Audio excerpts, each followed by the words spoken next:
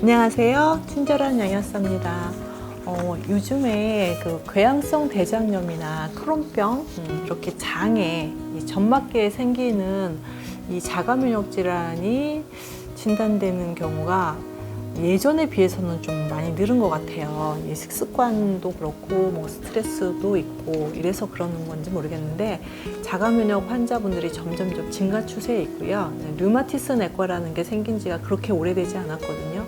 류마티스 내과의 환자들이 계속 증가되는 걸 보면 우리 몸의 면역 체계가 면역이 너무 낮아서 생기는 문제도 있지만 너무 면역세포가 화가 나서 자꾸 내전을 일으키는 그런 상태가 아닌가 싶습니다.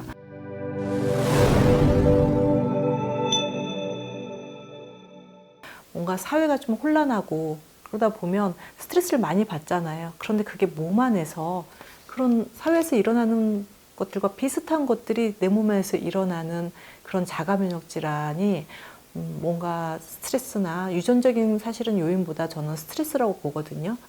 스트레스가 많은 또 이 현대 사회를 살아가다 보니까 이런 자가면역 질환이 증가되고 있는데요. 아주 좀 흔하지는 않은 병이지만 크론병에 대해서 오늘 좀 알아보도록 하겠습니다.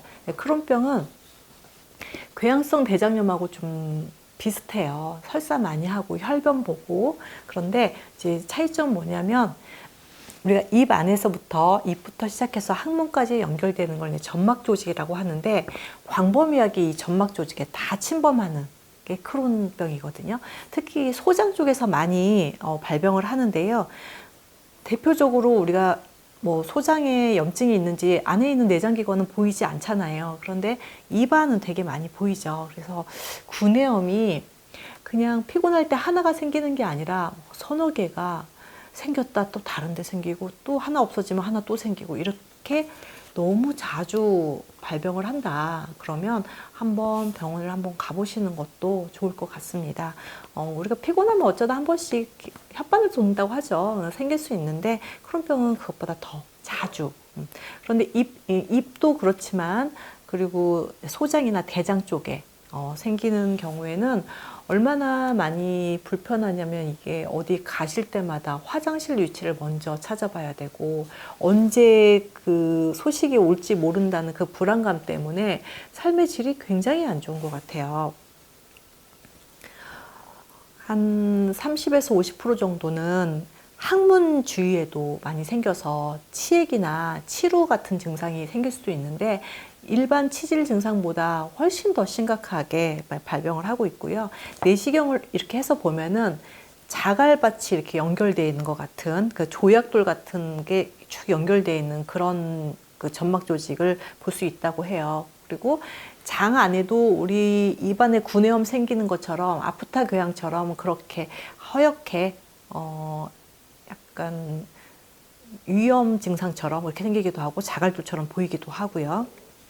그런데 문제는 이 크론병이 어떤 특정 혈액 검사로 나타나지가 않는다는 거예요. 그리고 특정 항체가 발견되지 않았다는 거죠. 아직까지는. 항체는 분명히 어딘가 어떤 면역세포가 어떤 항체를 만들어서 공격을 하는지가 분명히 있을 텐데 아직도 밝혀내지 못하는 항체들이 많습니다. 하지만 이런 증상들을 어떤 약물로 치료를 하거나 증상으로 봤을 때 자가 면역 질환이라고 판단되면은 요거 크론병이라고 진단을 하는 것 같아요. 그러니까 류마티스 관절염 같은 경우는 진단 기준이 있잖아요. 류마티스 인자나 뭐 항CCP 항체나 뭐 쇼그렌도 마찬가지고. 그런데 이렇게 발견되지 않은 항체를 가지고 있는 이런 질환 중에 하나가 크론병이에요. 이 환자분 같은 경우에 우리가 그 메살라진이라는 그런 성분의 약들을 많이 드시거든요.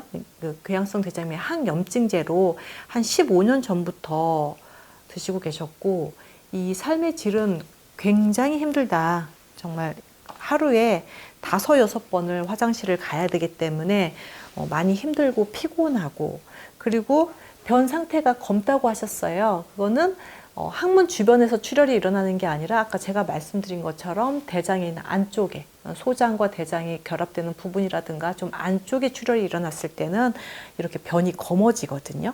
출혈이 없어지면 황금변으로 와야 돼요. 그래서 제가 영양관리 시작을 할 때 변 색깔을 보고 만약에 이렇게 피가 뚝뚝뚝 떨어진다. 그거는 항문 주변에서 일어나는 그 출혈이기 때문에 변이 검어지진 않아요.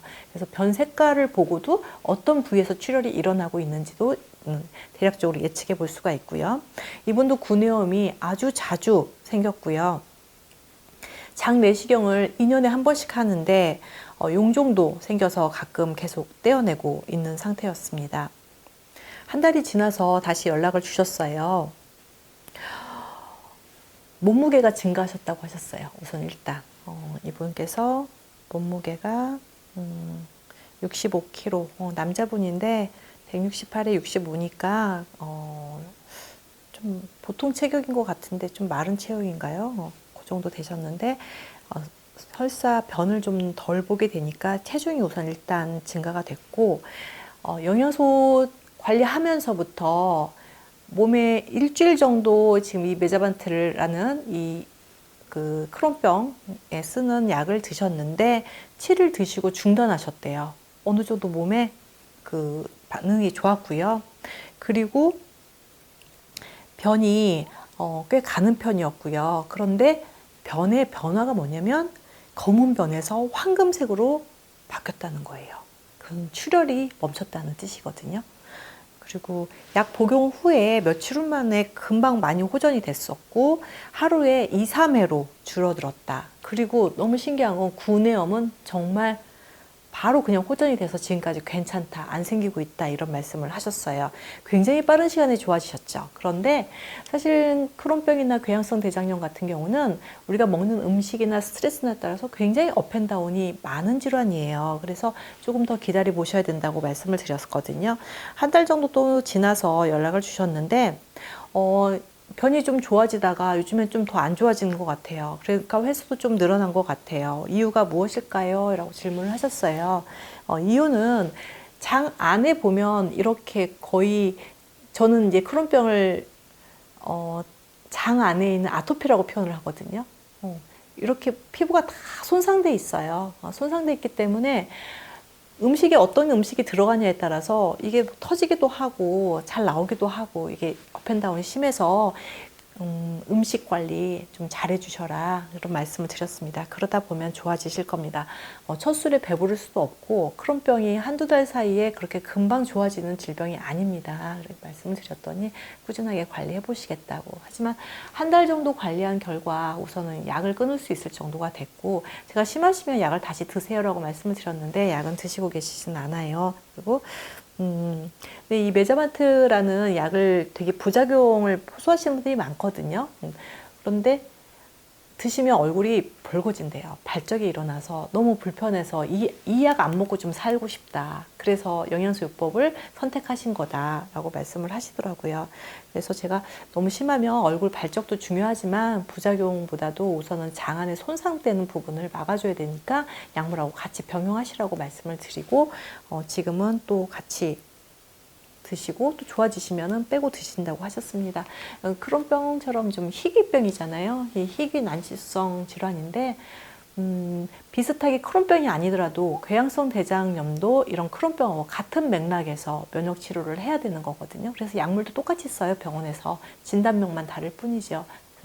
이런 질병을 혹시 가지고 계신다면 우선 일단 내가 아무것도 모르겠고 적극적으로 뭔가를 할 수 있는 상황은 안 된다. 그러면 좋은 유산균, 특히 면역균주가 들어있는 좋은 유산균이라도 좀 꾸준히 드시면은 어느 정도는 장이 좀 손상되는 걸 좀 막을 수 있고요. 좀 적극적으로 근본적인 관리가 필요하다고 생각되시면은 상담 신청해 주시면 제가 친절하게 잘 상담 드리도록 하겠습니다.